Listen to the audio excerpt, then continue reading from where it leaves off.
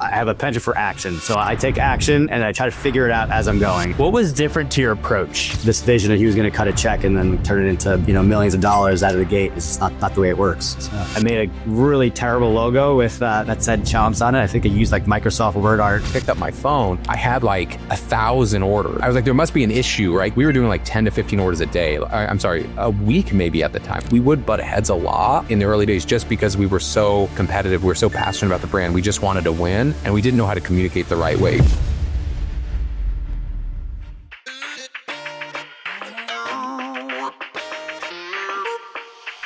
Hey, I'm Mike Gelb, and this is Consumer VC, where we break down what it takes to invest in and build scalable consumer brands and consumer technology companies. Our guests today are Pete Maldonado and Rashid Ali, who are the co-founders of Chomps. Chomps is a company that produces meat snacks, specifically better-for-you meat sticks. They started the company in 2012, and it's become a massive success story in CPG. In 2024, they generated $500 million in retail sales. Now, how they founded Chomps was very unique. Also, how Pete and Rashid met is also pretty unique. We discuss what each of them were doing prior to Chomps, how they met and how they pivoted to meat sticks with the business, signs of early success and traction, how they got into retail, specifically Trader Joe's, and how that changed their business, and their approach to overall growth of the business. Really fascinating story. Really enjoyed the conversation with Pete and Rashid. Really excited to share this all with you. Before we get started, I want to tell you about our episode sponsor, Glimpse. Glimpse is an AI-powered end-to-end deductions management service focused on recovering revenue from KeHE, UNFI, Amazon, and Target for consumer brands. They centralize deductions with backups, they fully handle disputing on your behalf, and streamline the accounting process. They work with 100 brands, including Cure Hydration, Little Bucks, and Emmy Eats. If you have a brand and would like to learn more about how they can help you fight deductions in retail, go to tryglimpse.com. That is try, T-R-Y, glimpse, G-L-I-M-P-S-E.com. The link is also located in the show notes. And now, without further ado, here is Pete and Rashid. Thanks so much for coming on and for taking the time. I want to start, obviously, we're going to be talking all about the Chomps story, which is just an incredible story. Before Chomps, I want to start with you, Pete. You went through some tough times financially with some of your other entrepreneurial pursuits. What was different, looking back in how you built Chomps versus those other businesses? What was different to your approach in building Chomps versus like your other entrepreneurial endeavors? Yeah, for sure. There's a lot of differences and a lot of things I learned from my first kind of screw ups. But I think, maybe high level and the biggest ones I could kind of think of. For one, I brought on a great co-founder that complemented a lot of the skills that I just lacked. So, I was trying to do everything on my own with my first go. And, I fell flat on my face in a lot of areas. And the way I work, by the way, is like, I have a penchant for action. So I take action and I try to figure it out as I'm going. It's like, and Rashid's the complete opposite, right? He likes to get all of the information up front, think about like what could possibly go wrong. And then like, he makes a lot of decisions before taking action. So like, we're just polar opposite, personalities in that way. And is that not to say like one's like the right way or the wrong way? And I think we've learned that a lot about ourselves, but the two of us together is a great combo. So that's first and foremost. I would start with that. This second thing I would say is I had that typical like founders like conundrum where you're stuck trying to get things absolutely perfect before you take it to market, right? You don't want to show anybody your big idea until it's ready to go and perfected it. And I realized what I did wrong then was I just took way too long. Literally, I was trying to build the perfect website and I never ended up getting to a fully functional website before the company actually went under. And, with Chomps, it was the complete opposite. We created some, crappy packaging. We had a product. We just, got out there and we started selling and getting feedback and iterating from there. And, so I think one of the, I guess the biggest piece of advice I would say is like, if you have an idea, just get out there and start it because it's never going to be perfect. Timing's not going to be perfect. And you always have the opportunity to iterate and come back and fix things. I know also, I really appreciate that. I know also on your kind of one of your previous companies, you also raised money from an investor like pretty early on, or like from like the start. Chomps, I know it was bootstrapped up until I believe a private equity round that happened only like a couple years ago. But do you think that influenced you as well in terms of actually like the shape in terms of how you actually finance this business for when it comes to Chomps? Absolutely. That is a big learning that I took away from the first go. Again, I think it was also who I raised the money from. It was kind of, I guess you would call it maybe dumb money, like somebody that just added no other value aside from cutting a check. And then on top of it was just a terrible human being in the first place. So it was just like really hard to try to work with somebody like that and get things going. Nothing's pretty when you're trying to start a business, right? And it's like, I guess, he had this vision that he was going to cut a check and then turn it into, millions of dollars out of the gate. It's just not the way it works. So. No, that makes a lot of sense. And we talk about that a lot on this show about added value. And I think as well, it's okay if you raise money from an investor that doesn't have any added value on the surface. It's just knowing that up front that they don't. For sure. I think that's huge. So how did you both meet? Yeah, we met through some of my buddies from college. Their wives knew Pete's wife. So we both were living in Chicago.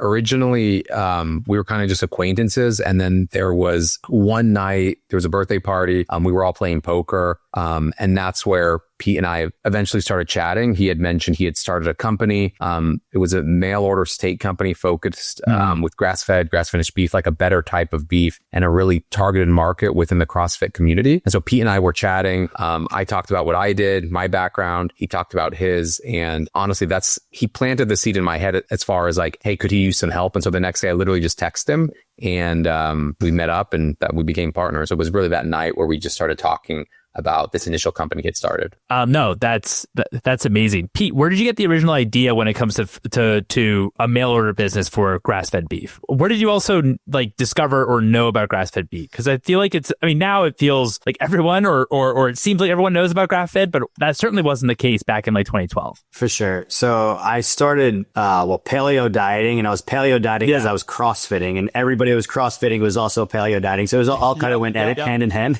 And I remember going out to the CrossFit games we was out in Carson, outside of LA. And, that was in 2011. And I just remember seeing, because there was like this vendor village and there was a food truck there, and they were selling these grass-fed beef meatballs and like a sweet potato in foil. And it looked pretty nasty, actually, the way they were even selling it. But they sold out of this thing like 5 times a day. And there would be like a line a mile long with people trying to get the food. And I'm like, I just realized like there's this incredible demand for this. And I just realized then again, it was just kind of, that's a great target market to get into just because it's so kind of cult-like and sticky. I thought we could do well. No, Pete, also, I think you should connect the dots because I think it's interesting. Pete gets an idea, and then when he sees an opportunity or path, like he said, he just runs with it. You were at that wedding, and that's where you met Scott Bittner, right? Yeah. So another buddy of mine, I was in a wedding, and Scott Bittner's he actually owned Bittner's it's called Eureka Locker, and that was like the only USDA organic meat processing facility in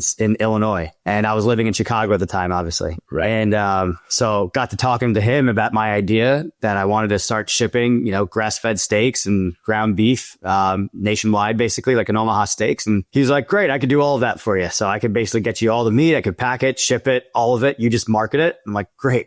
So that's how it all started, actually, originally. Yeah. Scott is a great guy, and rest in peace. He passed away in a plane crash shortly after. But we had already kind of decided that we were moving in the sticks direction. So it wasn't like that pushed us in this direction, but it was one of those things unfortunate. Well, sorry about that. What was the challenging part when it comes to actually, it sounds obvious in terms of what the challenging parts are when it comes to actually shipping meat around the country.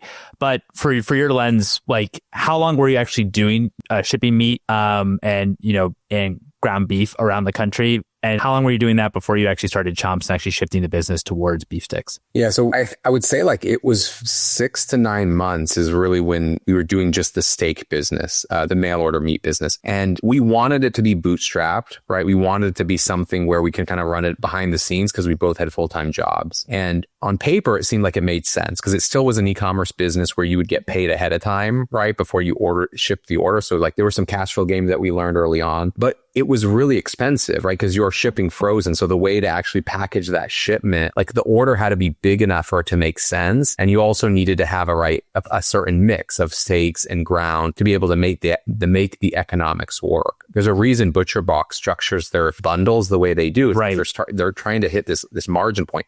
We weren't smart enough to figure that out in the early days, right? Somebody could buy as many fillets they want, ribeyes and ground, and like we couldn't figure it out. And then on the same page, you had to ship only between Monday and Wednesday, because if the product arrived on a weekend, you're out of town or you're not around, right? The product spoils, then it's like, who's at fault? And so there was all these complications that were coming down the pipe as we slowly started to scale. And I use scale lightly because, our moms were great customers and, we were getting a little bit of word of mouth, but we didn't really gain crazy traction at that time. So those were the initial challenges, right? At the end of the day, we didn't want to have to raise money and we couldn't figure out how to be profitable because you need significant scale for you to be able to do that. No, that makes sense. Yeah. We had on Mike Salguero on the podcast previously, and he talked about that too, about how you actually have to bundle the product in order to actually get that kind of minimum order quantity where it actually makes actual sense and actually become profitable, which is, again, also just really hard to do. So you pivoted to beef sticks. Why beef sticks? What was the inspiration? Obviously easier than steak, but why specifically beef sticks? Why not like jerky, for example? So we started out actually, so Scott was able to actually make sticks in his facility, but he wasn't able to make them shelf stable. So they had to be refrigerated and they couldn't do single serve either. So he would like vacuum seal 8 sticks in a pouch, essentially 8 ounces of sticks in a single like pouch that he was doing. And he was already used to making sticks because he did a ton of processing for venison for the deer hunters during season. And so he would make these sticks for these guys, and we asked him, could you make sticks for us? And so he did. And that's actually when we got the name for Chomps. Just kind of thought it made sense, and I made a really terrible logo with that said Chomps on it. I think I used like Microsoft Word art. We had some really crappy stickers that we'd stuck on there and started selling that with the steaks. And it turned out like feedback wise, people loved the sticks. And so we were kind of like, man, this is what we got to do, because like shipping frozen, and like, could we figure out a way to make this single serve and shelf stable, similar to like a Slim Jim, but without all the, funky ingredients? Could we do that? And so that's where the idea just shifted. And so can we talk a little bit about like the actual funky ingredients that's like in a Slim Jim and what, consumers actually should look out for or are becoming more educated on? Yeah, I think what I would say in there is it's low quality meat, right? So that's what when we went in, we wanted to have the best of the best. So we're using the best quality meat that you can get. It's grass-fed, grass-finished. I think everybody at this stage kind of knows the benefits of grass-fed, grass-finished beef. And then, on top of it, there was a lack of sugar, which that at that time, there was very few snack items that you just, didn't have added sugar to it. I think it was probably, we were probably pretty early on that trend there. Luckily, I think the paleo diet, opened our eyes to that. So we had to make this without any sugar added, which was incredibly difficult to figure out, by the way. And then I think just other preservatives and things that artificial nitrates and other just funky things, again, that you can't even pronounce. So the other thing I would add is fillers. I think there's some low cost fillers that are used, like say like a mechanically separated chicken, pork, other ingredients where to Pete's point, it's very low quality protein, but at some point it allows you to use less of the more expensive stuff. And the fact that we're using 100% grass fed beef, that's the majority of the stick is just beef. When you taste the product, that's what you're tasting, because that's what a meat stick should be. I think that's some of the games that the folks have played historically. Those were more those legacy brands that everybody knows. Yeah, no, sorry. Go for it. One other thing I would add to that, I think, is the casing. So they're using a colored casing. And so they do that for a multitude of reasons. And one of them is so you get consistent cosmetic, product. And, when you make meat sticks, you'll see that there's variation from stick to stick. It's just the way it is. It's real food, right? Just like, I think Rashid uses this example all the time. It's like one apple's not going to look the same as the next apple. It's just the way it is. And so, for us, we have to go and step up our QA inspection process and all those things to make sure we get that quality consistency. Those guys are able to use a colored casing. So every single stick looks almost spray painted, the exact same color throughout. Got it. No, that makes sense. I mean, how much using, grass-fed beef, bad chemicals or also with not having it be any added sugar with a product. What is how did you measure as well, what the increase of COGS would be, or even what your price point would be compared to, a Slim Jim? I know it's also challenging too, because at this point, Slim Jim, of course, is at scale. So it's going to be cheaper no matter what. But how are you all thinking about this in terms of your COGS and also reflecting your COGS into your prices? I'd say we call it PPA, price pack architecture. Our knowledge on pricing is far more sophisticated than what it was when we first launched the product. I think when we first launched it, we were we kind of want to hit a $2 price point, and we just worked backwards to make sure that our COGS supported that. The benefit of the way we launched the product was it was e-com only. So, the legacy brands, while they probably had a lot more attractive cost structure, they also had significant OpEx that had to support the business, and they had the distribution pressures, they had the retail pressures, they had trade requirements. We didn't necessarily have that, right? We just put it up on the website. We had to figure out how do you make money when you're dealing with shipping, but we also got pretty creative to be able to get the cost down. But again, it was really around, we just wanted to hit that $2 per stick price point, and then we worked backwards. And we just made sure initially we understood the unit economics that we could be profitable at that price point. That was the extent of it. There was really no we're going to make sure that we have a 40% landed gross margin. It wasn't anything that sophisticated. It was really just say hey, can we make some money at a $2 ring? And how do we continue to improve the cost structure to make sure that there's some degree of margin where we can run the business. And you all were, no, that's really helpful. You all were profitable within the first 30 days of launching, right? Yeah. How were you able to be profitable in that? I mean, I know that you kind of have this, we need to set it $2, but what were kind of some of the ways, some of the tactics that you did in order to actually be profitable, very early on, which typically is unheard of? Yeah. I think there was a number of things that we were able to accomplish. One was we got the pack size right? You needed to buy enough sticks at once to be able to offset the shipping costs. That was one. Two was we were able to learn how to get the most attractive shipping prices. I think Pete actually figured this out. There was a certain size container that if we used, you qualified for a special. And we don't do this anymore. And this is 13 years ago, but there was the USPS had certain sizes where if you used this certain box, it was a fixed fee. And so we got really knowledgeable on how to ship cost effectively with the USPS.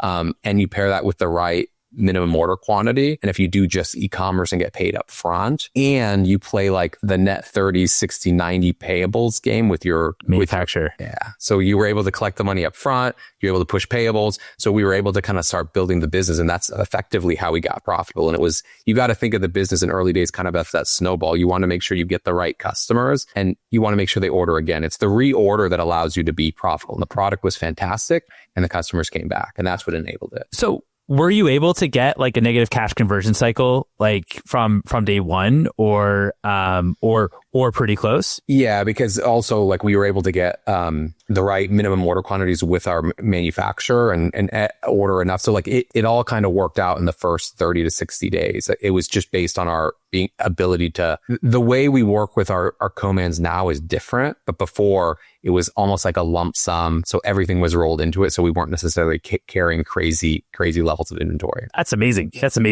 That's so, yeah, sorry. And rare. And I get it. It's definitely unique, right? I don't think it'll work. In these days, I don't necessarily think it'll work. We got pretty lucky finding a right partner that will allow us to operate in that way. And then, Mike, so the thing that we would do is, I guess it was influencer marketing, but back in the day, it was you would find these bloggers that had, we got a ton of paleo bloggers at the time.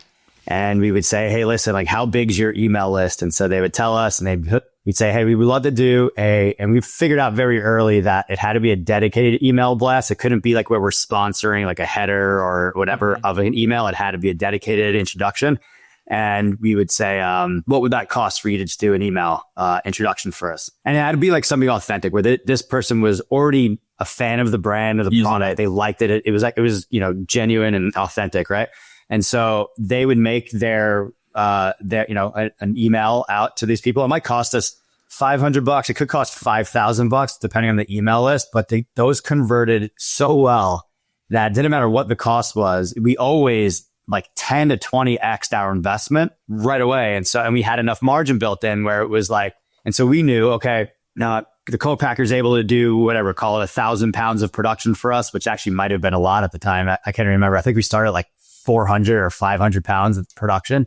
which is that's a small run now. That's like a test run now. Like, and so anyway, he would do a little lump sum. We knew exactly how many sticks were coming from that. So we would get that teed up with this email.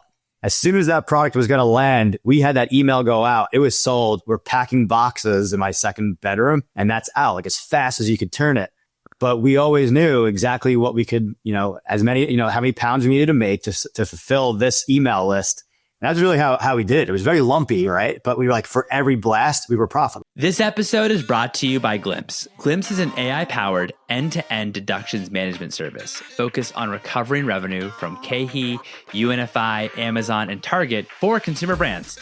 They centralize deductions with backups, fully handle disputing on your behalf, and streamline the accounting process.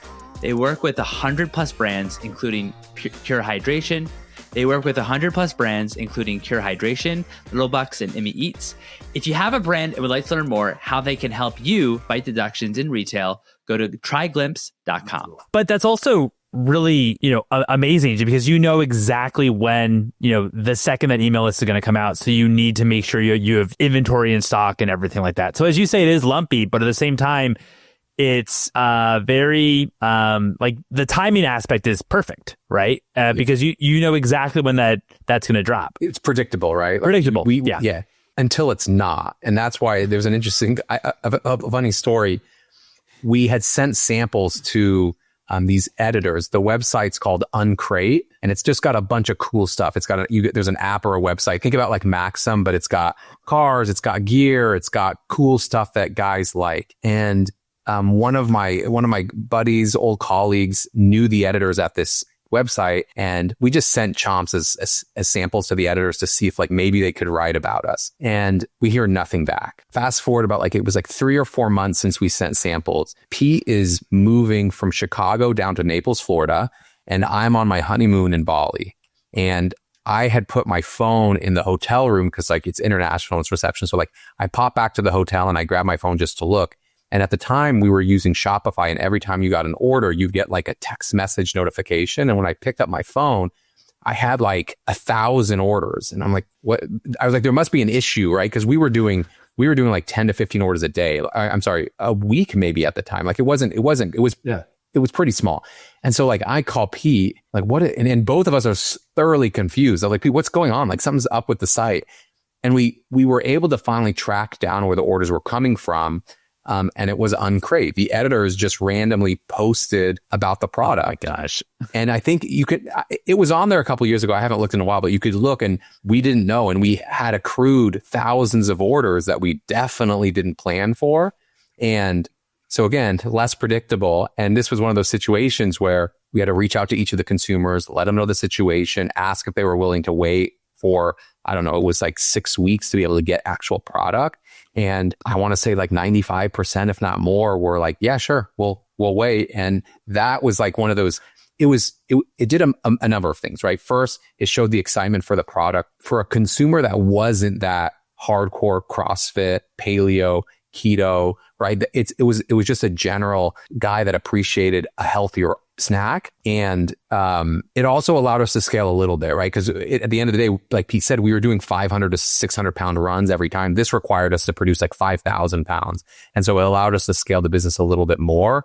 And again, we didn't pay for it. We just sent it samples. So it was pretty game changing. And it was really eye opening too about oh, wow, what is the art of possible for this brand? Wow. And that's amazing that you had the 95% of customers that actually were actually fine to actually wait for 6 weeks. Yeah. How also did you think about expanding beyond paleo, like the paleo crowd? And in terms of expanding who your customer base is? Yeah, so I think in the early days, while Pete and I were uber excited about the Chomps brand, it was an unknown, right? Our awareness, our household penetration, it was nothing. And so in addition to these influencer strategies and dedicated emails and communities, we also leaned heavy on product attributes and then certifications that align with those attributes, right? So think about the gluten-free certification, the non-GMO project verification, and Whole30. And so Whole30 certification was a significant one where, we moved away from the hardcore CrossFit or paleo keto to kind of a softer version of paleo. That's what the Whole30 diet. It was a 30-day challenge, primarily focused on females, and it introduced them to this. It was like kind of a paleo lifestyle, but it was more in a, I don't know, it's like kind of like a tough love type message. The founder of Whole30 has a certain way of speaking to her community. I think it really resonated.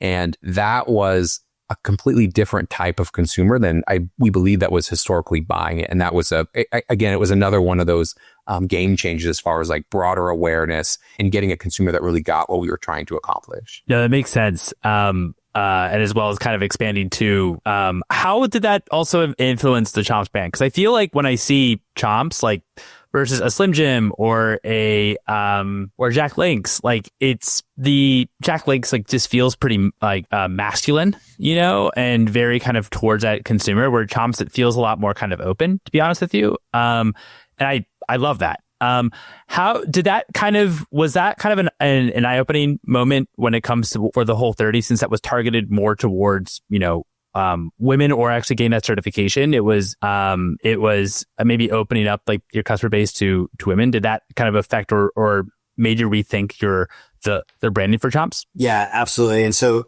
we already had great data from, you know, being a D2C brand. You had a pretty, a lot of good customer data.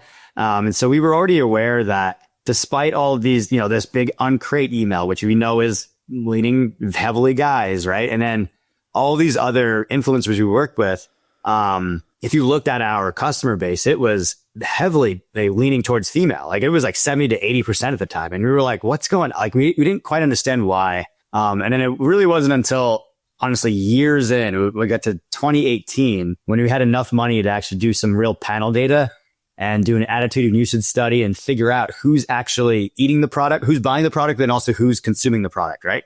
And that's when we got really smart about it. And we're able to put that data together with our e-com data and realizing, yeah, we've got about a 70% female customer base and consumer. And really realized then that, well, first off, if you saw our packaging before this period of time and the packaging that we launched in D2C and in retail, we launched in Trader Joe's with this packaging that, I actually designed it myself, which it's embarrassing to say to see it, but it was masculine. It had cowhide background, and the Chomps logo didn't look like what it does today. It was like a cow brand, like a rusted cow brand, essentially. I'll shoot it over to you after, so you can take a look at it. It's hilarious. Yeah. But I mean, the fact of the matter is the women were still buying that, and we knew, and it was a lot of women, right? And once Trader Joe's came on, it was millions of women buying the product, right? So in 2018, we realized, okay, we're not speaking to our customer the right way. We do need to do things from our branding, messaging, packaging, all of these different things to make sure that we have a brand that would resonate with our core customer. And so that's when we did our whole rebrand and created packaging, which looks much similar to what we have today. How did you approach as well? Like at what scale D2C or online, then did you feel like, okay, let's actually now go into retail? When did you kind of make that choice, and roughly when was that period? So we didn't make that choice. Actually, Trader Joe's made that choice for us. Oh, okay.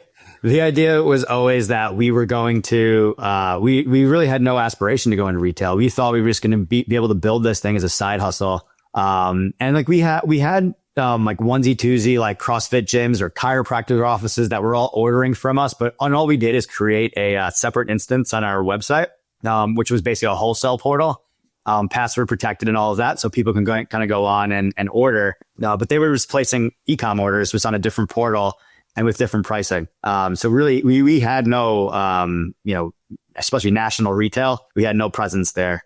But when they reached out, and said, we'd be interested in putting your product on the shelves, we obviously jumped at that opportunity. For sure. Why? I'm just kind of curious because there's so many private label brands in Trader Joe's and very few, brands in, or independent brands, in Trader Joe's. Why do you think that kind of Chomps stood out in terms of actually them wanting, rather than launching, like, obviously I know you're not Trader Joe's, but like, why do you think that they kind of wanted you all, Chomps, to come to Trader Joe's versus them building their own brand? It was actually pretty simple. So the buyers there, first off, are amazing at spotting trends, which I think is probably obvious just based on how well the stores do. But they were seeing what was going on with Whole30. It was taking off like crazy. They called up us. They called up RX Bar at the same time. And I think there was a couple other Whole30 approved brands, and they wanted to make sure they were offering those at the store. So that's literally what happened. So they wanted to put that in. They thought that would resonate with a lot of people and their core customer, and it did. And we actually replaced a private label stick that they had on their shelves. So they kind of they said, we're going to stop the private label. We're going to put Chomps in, test this, see how it does. And we did very well. That's amazing. And did that start and the rollout for Trader Joe's, was that first by region, or was that all national to begin with? Yeah, I mean, as far as we know, like it's all or nothing. I don't think they necessarily have a regional strategy. Like every store gets the same truckload in. It's the store captains that then determine how do you merchandise it. But yeah, it was everything. It was a massive volume shift. Like for us to be able to execute from just doing a D2C model to D2C plus Trader Joe's. And what was revenue at the time before Trader Joe's comes in, or in terms of how many units y'all were moving D2C monthly? Top line was about 400K. 400K annually. Oh, it was that first year was about 4 million. So we 10x the business. Wow. Holy smokes. Wow. So when the Trader Joe's order came in, and it's kind of like a holy moment, right? Just in terms of that, you're actually expanding the business to, 10xing the business over 12 months. But it's also a holy moment in terms of how are we going to manufacture all of these sticks? Did you have to switch manufacturers? Did you have to, what was that process like when you have actually like 10x your, the amount of COGS you have? Yeah, I still remember. So at the time when we received these purchase orders, they would come via fax, but then the fax would get converted to an email and you get this text notification. So I was in my condo in Chicago, and for whatever reason, my parents were in town and we were sitting there playing spades, and my phone went off and it kept going off. And I look and I'm like I'm doing some quick math in my head, like adding up these totals. And I'm like, this is a lot higher than what P and I had discussed, right? So I go to the back room and I call P, and he's like stoked. He's so excited. He's like, you see these? And I'm like, I see them, but like, this is not what we aligned on. I'm like, I had already set up like what I thought we could execute on. And this was by far a lot bigger. And so like, I was like, you got to give me a second. I got to refresh my model. So I had an Excel model built. I refreshed it. And it was like, we needed $1 million to support that first round of purchase orders. And we didn't have that. And so from a Friday to the next Monday over the weekend, we were able to get friends and family commitments debt only to be able to fund that purchase order. And that was like, honestly, that was the easiest part. The harder part was then saying, how are you going to get enough beef? How are we going to get enough packaging and ingredients? How are we going to convince our co-man to go from, 5 or 10,000 pound production to 150,000 pound production, right? Are we going to be able to get enough lead time from Trader Joe's to give us enough time to build the inventory required to support these? So it was the biggest undertaking we have experienced. And there were a ton of risks. The way I describe it, even when we were asking for money, was, we've all cooked steaks before and we all overcooked them or undercooked them. Like, food is not a perfect science, right? You're not making a widget, right? You can mess it up. And we had messed up production runs over the time. So it wasn't like a slam dunk. But our manufacturing partner at the time, well, he said no to us about a dozen times. And so we just asked the same question a few different ways. And eventually he agreed to it. And even a year later, he regretted it because it put so much pressure on his business. But he's like, I can't believe I agreed to this for shit. I can't believe I agreed to it. But I think he's pleased at this point that he did, because he was able to build a pretty significant business around it. But yeah, it was hard to grow at that pace in such a short period of time. Yeah. And Mike, we were talking about how when you take out some of those other ingredients, sugars, all those different things, it creates a really, what's the word? Fragile product, I guess I would say, right? So you could have a lot of these like cosmetic defects and those types of things. You have to level up your quality control. And so we were already hand inspecting every single stick that we manufactured at the time, and realized like we have to figure out how to scale this and fast, because there's no, like, we can't do this anymore. This is like 1.1 million sticks or whatever the number was. Like, this is a lot. It's like pallets and pallets of product. So we ended up finding a warehouse space up in Chicago. We had hired a couple temp agencies to get temp workers up there. So we would have like 40 people around, and we build up these tables. And so Rashid would actually come in. He was still traveling for work. He was still an operations consultant. So I'd fly up there. He would meet with me on like, I think a Monday morning. We would get these like kind of pods set up, and we would just, kind of between the two of us, figure out the strategy. And he'd be like, all right, I got to go. And then I'm running these, like 40 people trying to, break down and build up pallets and get them ready to ship. Luckily his wife at the time too, Nesser, she was pregnant, and she ended up having to, she would hang out in the warehouse with me and try to help me keep track of things. But yeah, it was we just did what we had to do to get it done and deliver good quality product that, because without doing the inspection, we would not be on shelves at Trader Joe's today. And without doing all the other things that we did to make sure that their customers were happy, and obviously they were happy. So, Was this also maybe the moment that you both thought, hey, let's actually go full time with this? Oh yeah, I had already kind of started. Okay. I was like, yeah, I was like, I'm already done. This is my thing now. And then, that was probably 2016. And then, I think Rashid he went full time on January 1st of 2018. So. Wow.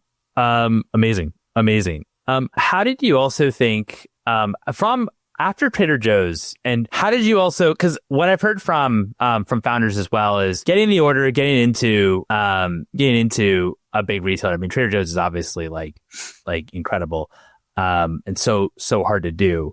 But it's one thing to get into a retailer; it's another thing to actually sell the product.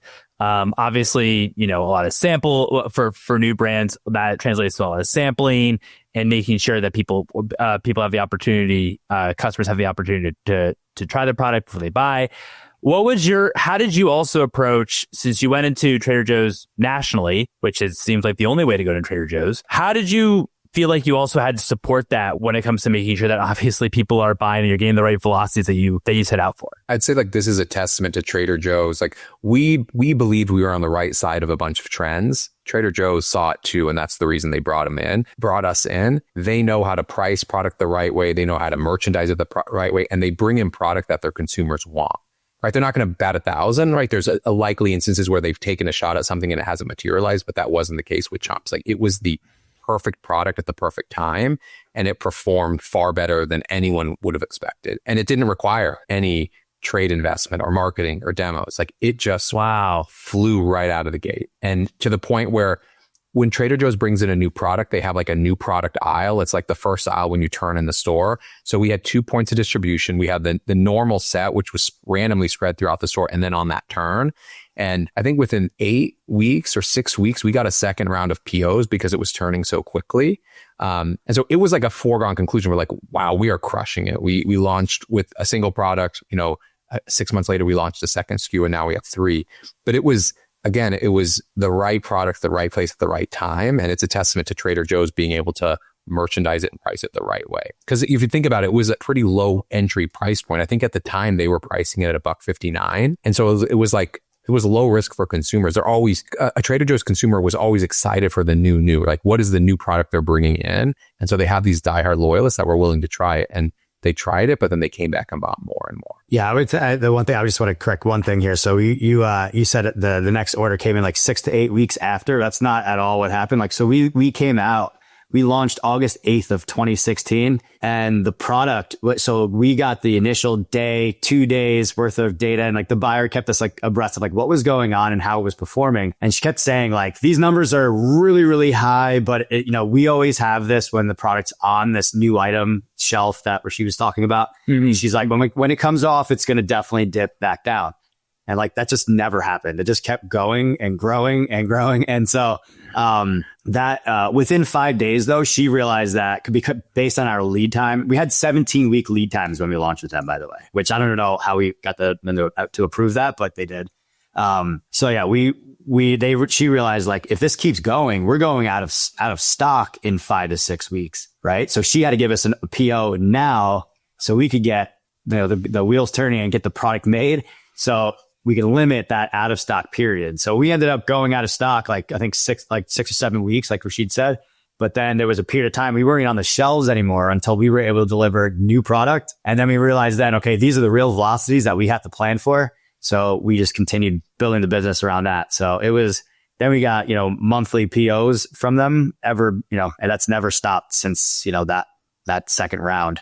We try not to going out of stock anymore, but it's sometimes still just happens. So if you're enjoying this show, hit the subscribe button on whichever platform that you're viewing this on, whether it's YouTube, Spotify, Apple, and sign up to the newsletter at theconsumervc.com. The newsletter gives you a weekly roundup of the latest fundraisers, product launches, all around consumer, and new episodes of this podcast. So how, and in terms of placement, there's kind of two placements. You were first on, you were on this new product shelf. And then also it seemed like, Rashid, you were saying you were kind of scattered around the store initially.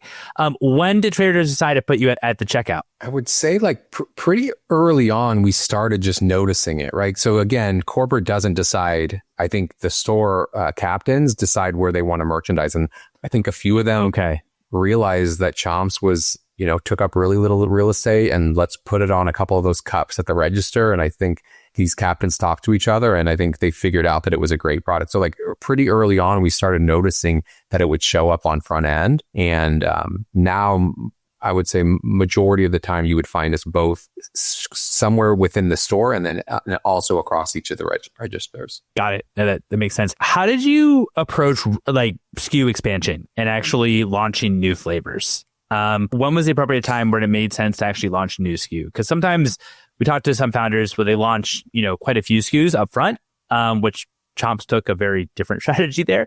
How did you think about new flavor profiles and as well as that kind of R&D process? So out of the gate, we just launched 2 SKUs. It was the original beef and jalapeno beef, the spicy version.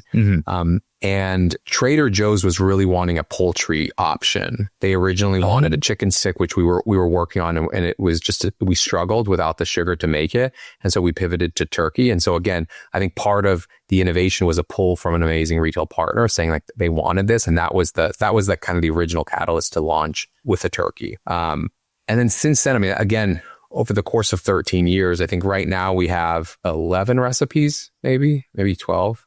I haven't counted them lately. But again, it's not a ton. We still have our 3 hero SKUs. 3 of those 3 recipes I mentioned, the original beef, jalapeno beef, and original turkey, that makes over 90% of our sales, right? The business is still very straightforward and simple. We have our heroes. We have our horses that just, that really drive the volume of the business. And so I think there were little stories on each reason why we launched the SKUs that we have. But again, it's still those 3 heroes that are driving the core business. And those were the ones that we launched initially retail perspective through Trader Joe's. How long outside of those 3 hero SKUs, how do you think about whether a SKU should kind of stay on or be part of the portfolio versus being discontinued? We've only discontinued 1 SKU to date, and it was really because there was some operational challenges in producing it. Right? It's a low lift because we have the e-commerce business and we have a lot of subscription on certain products. Like it's a low lift to keep a SKU active. If we push it through retail distribution, right, we have to have a decent case. There are certain SKUs that we haven't pushed into retail. But again, I mean, we have a pretty straightforward business. And so like, there's no even need to go through like a SKU rationalization exercise because it's such a small, simple business. Got it. No, that makes sense. Beyond Trader Joe's then, and once you kind of had your, Trader Joe's is doing really well, what did you next think about when it comes to retail expansion? We always really wanted to focus on stores. We were like, okay, what's the next, like what's the closest to Trader Joe's, right? Because clearly our product resonates really well with that core customer. Where else is our core customer shopping, right? So it was the natural evolution was natural channel, right? And so we wanted to go to these, it's Fresh Time up in the Chicago area. It's, Sprouts and Whole Foods would have been nice, but they waited like 5 years to finally take us on. But we started with these kind of smaller regional natural foods, retailers and continue just building up our, the data and the story and building a name for ourselves. So that's kind of, we would do it like, we would go by chain. We never went just like gangbusters trying to add thousands of doors in a single year. We took it so slowly, methodically. We wanted to make sure when we launched anywhere that we were very quickly the number 1 on the shelf there before we went anywhere else. So our team was like all hands on deck, make sure we're successful here. What do we have to do? Is it demos, sampling, what other type of digital marketing, whatever, you name it. We did everything we possibly could to figure out how does this product become successful in this specific retailer? And so kind of just built up the playbook from there as we continue scaling. No, that makes sense. Also kind of scaling slowly as well. And making sure, as you say, like once you actually launch in a store or a region, to make sure that you're the number one before you kind of expand from that, and making sure the velocities are where you want them to be. What's your decision-making process between you, Pete, and Rashid? Because you talked at the beginning of this conversation about how, Pete, you just kind of want to run through walls and just kind of start and then just learn and execute and learn from execution. Where Rashid wants all the information first before kind of taking a step. How do you both balance that as co-CEOs? So we're not co-CEOs anymore. I've stepped back in February. So he's the only CEO now. I'm just chairman of the board. But I think timing wise makes a lot of sense just based on where the business is right now, and like our polar opposite personalities. Like the business needs Rashid as the CEO right now, not necessarily me. In my point of view, because I feel like, what my mindset is constantly about like, what's next? How do we continue growing? It's all about like demand generation, where the business right now is supply driven. He's all ops and finance, and this is his strong suit. And this is what the business needs right now.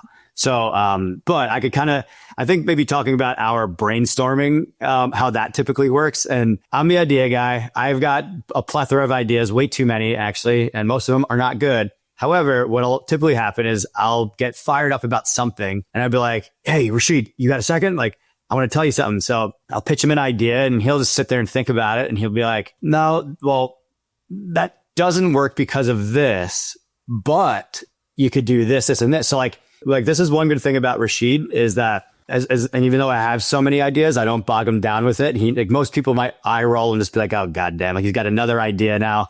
But Rashid doesn't do that to me. He actually would listen to it and think about it and say, like, what could we potentially do here that, Pete's original idea doesn't actually work, but we can actually do this and fix it and make this work. So, that's kind of how our brainstorming's been like over the years. And it's, and we never had a board up until the point where we did our private equity raise in 2021. So that's really how our board meetings, like, quote unquote, would go, for whatever, almost 10 years. So, and I would say like in early days, we didn't work as well as we do more recently. I think a lot of times early days, Pete could have a strong point of view or I could have a strong point of view, and we would really like argue until either one side would give in or compromise, or kind of compromise. Right. And so I think we started investing a lot in like personality assessments and leadership coaches, kind of like almost like a marriage counselors. Cause it's like, we would butt heads a lot in the early days just because we were so competitive. We were so passionate about the brand. We just wanted to win and we didn't know how to communicate the right way. Pete and I are wired really differently on the way we approach business and look at the world. We're very similar when it comes to our values. And so I think now when I am asking questions to Pete, he understands it's not because I don't trust him or I don't believe what he's trying to do. I process through questioning. That's just how I do it. And now Pete gets it. And so he doesn't get defensive when it happens. And when Pete's just wanting to run and not look at details, I don't think it's because he's being reckless. It's the way he's wired. He gets so excited. And so like we found a way to work together.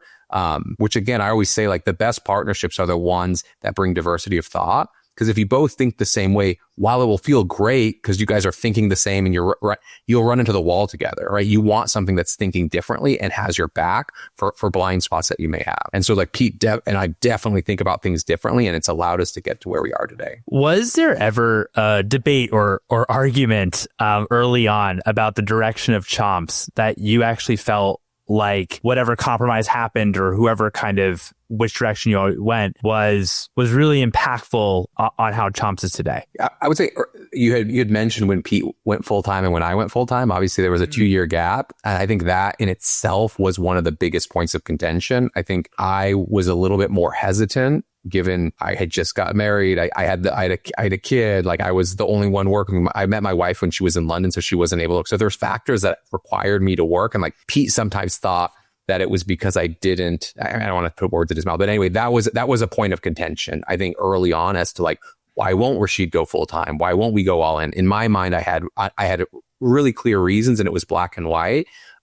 Pete thought it had something to do with maybe I didn't trust him, I didn't believe in the brand or something else. So I think in my mind, that's the biggest point in early days of the business. For sure. I mean, that's absolutely.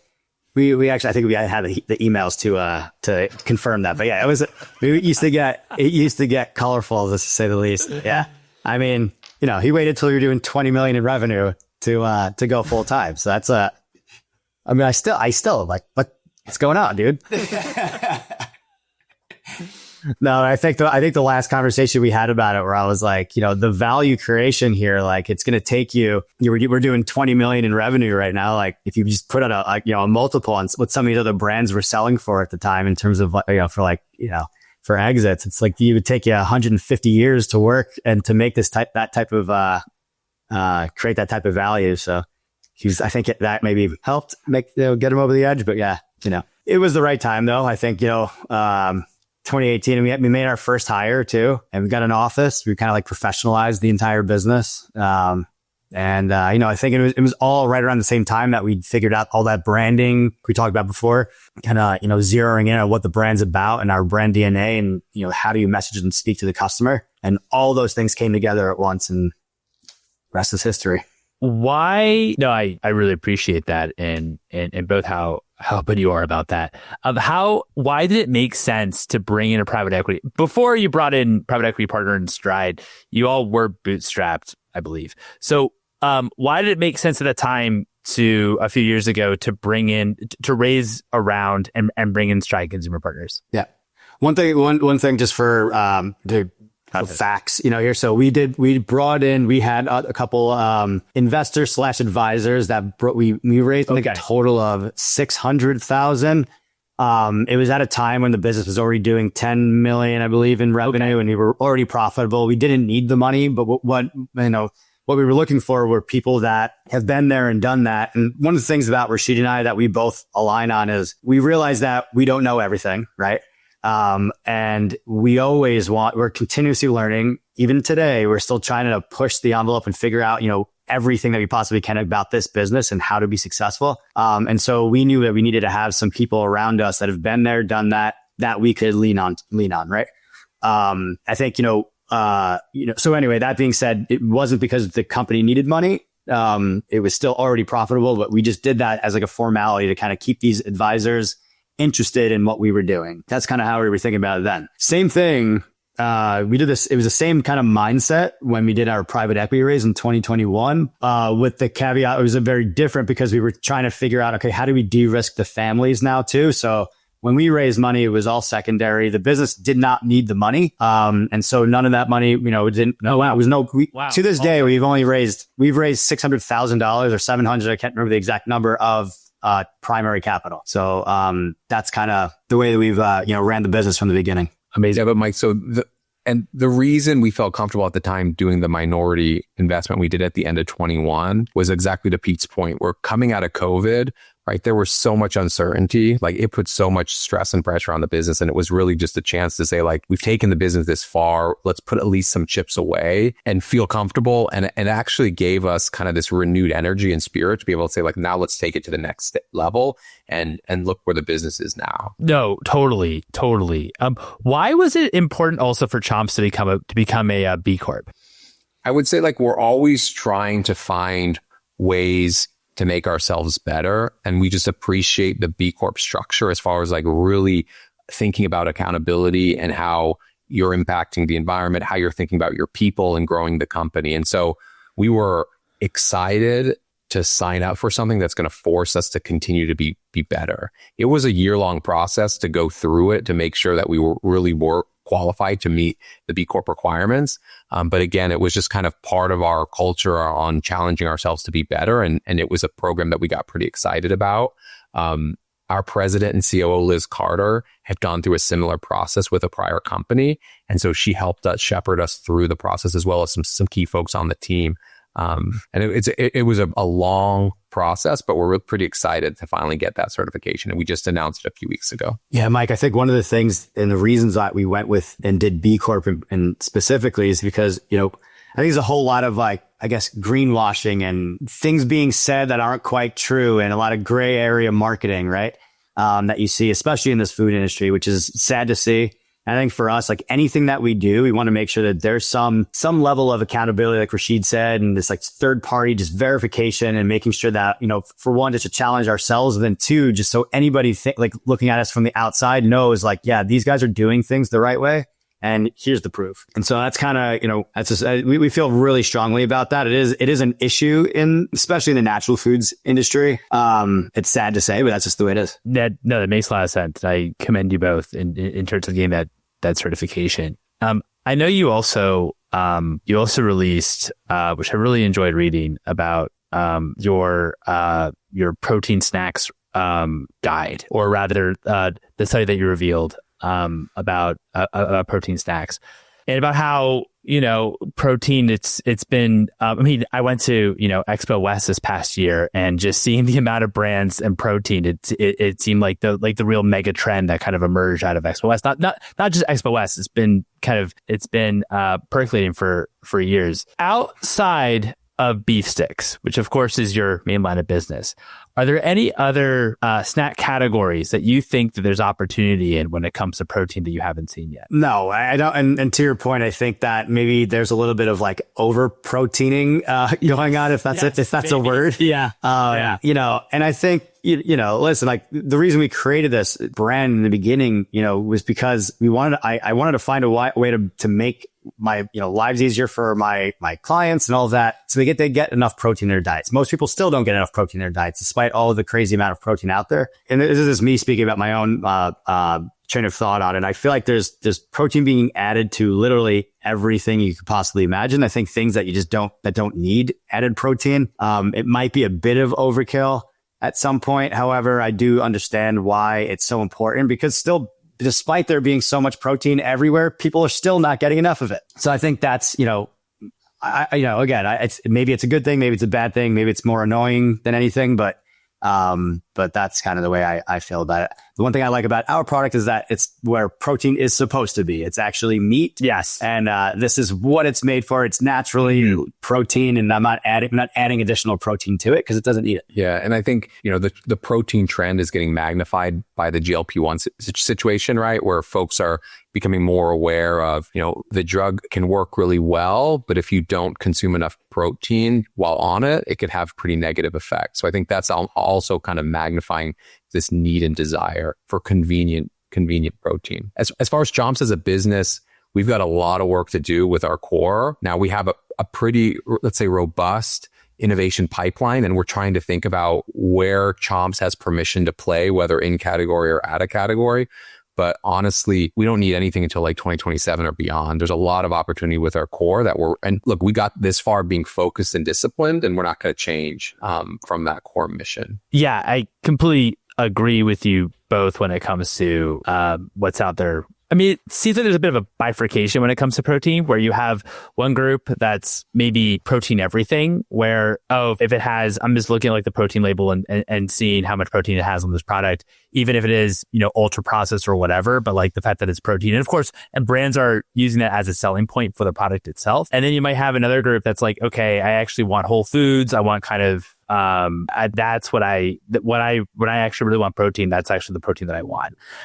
So I do think that you've maybe seen like some sort of bifurcation when it comes to how people are thinking about protein. And my final question for you both: what's one book that's inspired each of you personally, and one book that's inspired each of you professionally? Pete, you want to go? Start? I'll start. Okay, so this is one actually I'm just starting on right now, but I do want to just call it out because I think it's awesome, like the concept, and when I'm trying to get through it right now.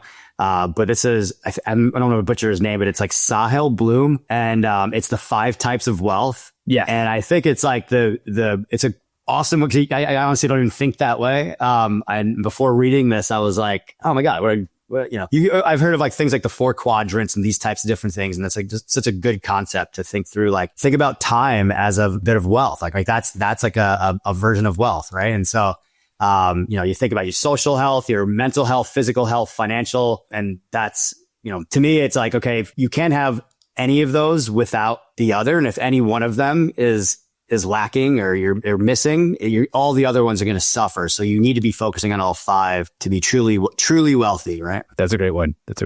And then I think for me professionally, Shoe Dog, the Phil Knight story is, when I was reading it, well, first of all, I couldn't put it down, but there were so many parallels in like how we built Chomps and like the challenges they faced early on and raising capital and like thinking about the brand and the adversity. And it was like, I don't know, I was just so energized to be able to draw any parallels with a brand as iconic as Nike. And then just really the legacy that Phil Knight was able to create and the stories like you on how some of the athletes were like thanking him for what they accomplished, right? When the athlete, think about these athletes that were under his banner, they were thanking Phil Knight, people like Tiger Woods, right? Michael Jordan. Like it was such a fantastic story and such an iconic brand. I really enjoyed that. Personally, I recently read Die with Zero, and I really enjoyed kind of thinking about that concept where it was really around investing in experiences, and you invest in them earlier on because those memories would actually pay dividends in your life, and thinking about, you know, life in 3 buckets across your time, your wealth, and your health, and earlier days versus mid-age versus old, how that shifts. It was pretty interesting as we start thinking about how I think about wealth planning for my family and where we want to invest our time and efforts. It was a really good read. No, I appreciate all this. It was great. I think I missed my professional. Yes. My professional book was Rocket Fuel. And that one was actually, this may have actually been more of a personal, had more of a personal impact than anything, or just the way I think about myself in this business in particular, but overall. And so that was, so Rocket Fuel is awesome because it's talking about, you know, visionaries and integrators. And I never really consider myself a visionary, but when they go through the definition and explanation of what they are, I'm like, oh wait, I actually am that guy in this role. And that's the role I play with Rashid and I. I feel like maybe I always kind of got down on myself, kind of thinking like, oh, Rashid's he's the great, like, you know, business mind, and I'm just like this idea guy or whatever. And then realizing when you read that book, just like, no, the reason we're so successful is because both of us brought a lot to the table. And so it was a book that I liked. So Love it. No, this is great. The only one that's previously been mentioned, which is the most mentioned book on the show, is Shoe Dog. Shoe Dog's by far the most mentioned, but this is all great. These are all, this is all new. This is great. Pete and Rashid, thank you both so much for coming on the show. I really appreciate your time. Sure. Thanks. Bye. I appreciate it. Thanks. And there you have it.